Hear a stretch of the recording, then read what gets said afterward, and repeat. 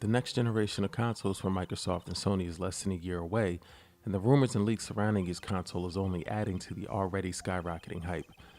One of the most interesting rumors right now is that Sony may be unveiling their next generation console, the PS5, at the 2020 Consumer Electronics Show, better known as CES. The reason for this speculation originates from a somewhat cryptic message on Sony's website stating, quote, "The future is coming."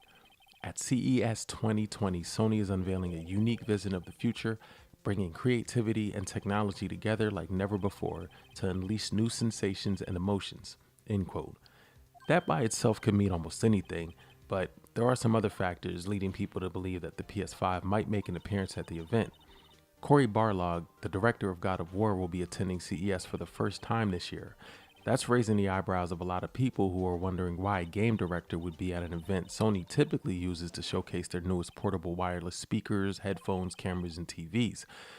Adding even more fuel to the speculation fire is the fact that at CES in 2019, Kenichiro Yoshida, the president and CEO of Sony, opened the Sony press conference with that same creativity theme and talked almost exclusively about the PS4. Now, I'm not big on making predictions, and I'm not going to pretend that there's a lot of smoke here, but there is at least a little.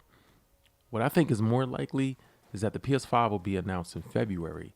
This is based on a leak from someone claiming to have received info from a former senior marketing manager for PlayStation. That by itself doesn't really mean much, but keep in mind that the PS4 was also announced in February of 2013.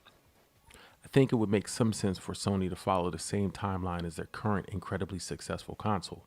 What I believe personally is that Sony should at least make some sort of announcement about the PS5 at CES, and not just mention it in passing. No, I mean something with some meat on it. At the very least, they should give an official date for the announcement event, not because I want that, but because I think Sony suffered two back-to-back blows very recently with Microsoft beating them to the punch by showing their new console first and showing off a stunning example of the graphical capability of the console with the reveal trailer for Senua's Saga. That had everybody talking about the new Xbox. Then almost immediately after that, some seemingly reliable leaks surfaced that showed the new Xbox had a significant power advantage over the PS5.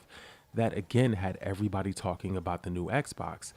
In the lead up to a product launch, word of mouth is everything, and right now Sony is losing that fight.